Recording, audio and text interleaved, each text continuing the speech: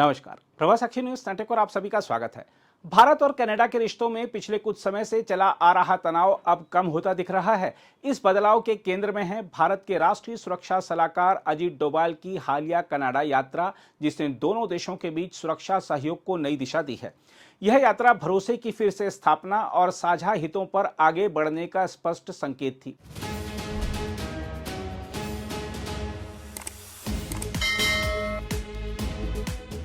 हम आपको बता दें कि अजीत डोभाल ने ओटावा में कनाडा के शीर्ष सुरक्षा और नीति अधिकारियों के साथ कई दौर की बातचीत की। इन बैठकों में दोनों देशों ने एक साझा कार्य योजना पर सहमति जताई, जिसका मकसद सुरक्षा और कानून प्रवर्तन सहयोग को मजबूत करना है। तय हुआ कि दोनों देश अपने सुरक्षा और कानून प्रवर्तन तंत्र के बीच सीधा संपर्क बढ़ाएंगे, लाइजन अधिकारी तैनात करेंगे और सूचनाओं का तेज आदान प्रदान सुनिश्चित करेंगे। बातचीत के प्रमुख विषयों में साइबर सुरक्षा, संगठित अपराध, ड्रग तस्करी, अवैध वित्त प्रवाह, आव्रजन से जुड़ी धोखाधड़ी और ट्रांसनेशनल अपराध शामिल रहे।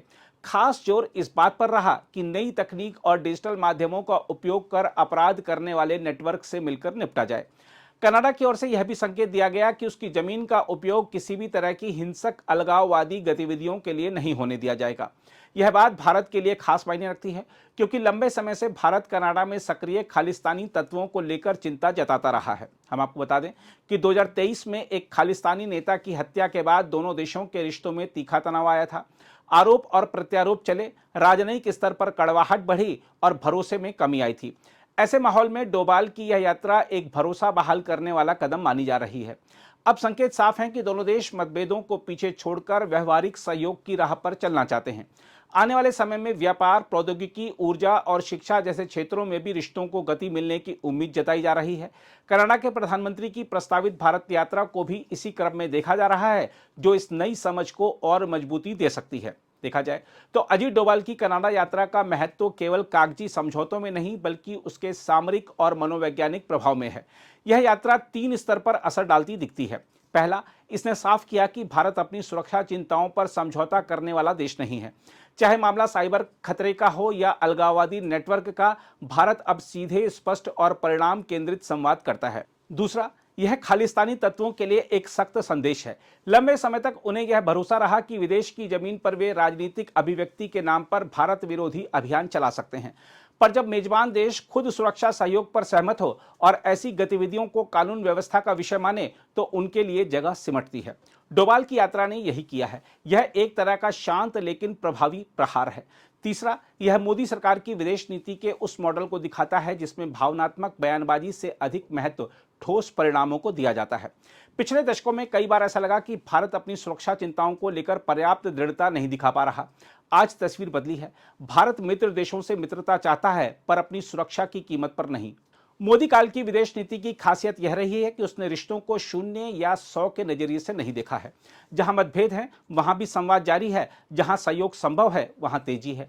यही व्यवहारिक कूटनीति है। इसी कारण कई ऐसे देश जिनसे रिश्तों में ठहराव या दूरी थी, आज फिर सक्रिय साझेदार बनते दिख रहे हैं।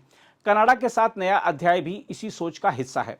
दोनों देश लोकतंत्र हैं, बहुसांस्कृतिक समाज हैं और शिक्षा, तकनीक, कृषि, ऊर्जा जैसे क्षेत्रों में स्वाभाविक साझेदार हैं। ऐसे में रिश्तों का तनाव में रहना दोनों के हित में नहीं था। सामरिक नजरिए से देखें तो भारत के लिए यह अहम है कि उत्तरी अमेरिका में उसका एक भरोसेमंद सुरक्षा साझेदार मजबूत हो। वैश्विक स्तर पर अपराध और कट्टरपंथ की प्रकृति बदल रही है। वे अब सीमा में बंधे नहीं हैं। ऐसे में अंतर्राष्ट्रीय सहयोग अनिवार्य है। डोभाल की शैली भी यहाँ ध्यान देने लायक है। वह कम बोलने और अधिक हासिल करने वाले रणनीतिकार माने जाते हैं। उनकी यह यात्रा भी शोर से दूर लेकिन परिणाम के करीब दिखती है। आगे का रास्ता पूरी तरह आसान नहीं होगा।